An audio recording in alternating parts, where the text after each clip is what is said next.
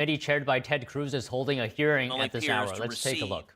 Autism, quote-unquote, treatment. These figures show extraordinary concentration and extraordinary billing, the precise conditions fraudsters exploit. And here's the deepest human cost. Telling an immigrant child that he has autism, not because he does, but because someone wants to get paid. Imagine the weight of that diagnosis on parents who may not speak English fluently, who trust authority, who believe the government would never lie about their child's health.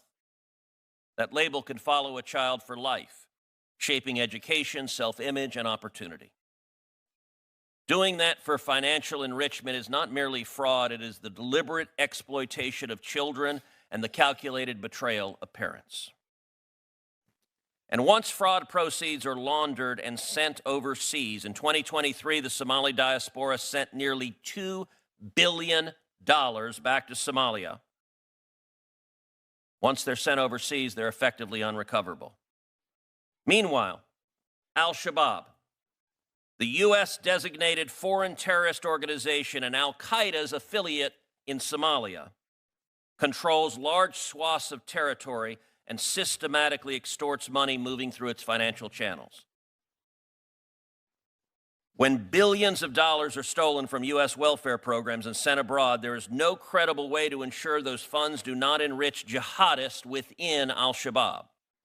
As one confidential source told the Manhattan Institute, the largest funder of Al-Shabaab, an Islamist terrorist organization in Somalia, is the Minnesota taxpayer. Listen to that again. The single largest funder of Al-Shabaab, a terrorist organization in Somalia, is the taxpayers of Minnesota. Taken together, the evidence before this committee leads to one unavoidable conclusion. Minnesota was warned. Minnesota's Democrat leadership failed to enforce the laws it passed, and that failure allowed organized fraud to flourish, harming children, betraying families, and robbing the public of trust and resources. This hearing is necessary because Minnesota's elected Democrats were complicit in this fraud. They stood to benefit politically from looking the other way as fraudsters robbed the taxpayers of Minnesota.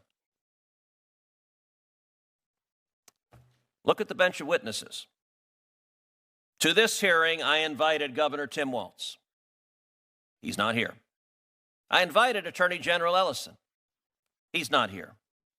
I invited Mayor Fry and Tiki Brown, the commissioner of the Minnesota Department of Children, Youth, and Families. Not one of them agreed to testify and defend his or her conduct. They are hiding out after having served as the lookout in a bank robbery that was robbing the taxpayers of Minnesota. The people of Minnesota and the American people deserve better.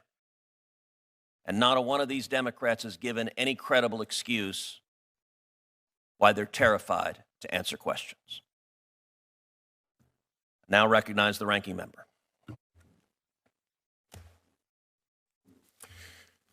What a strange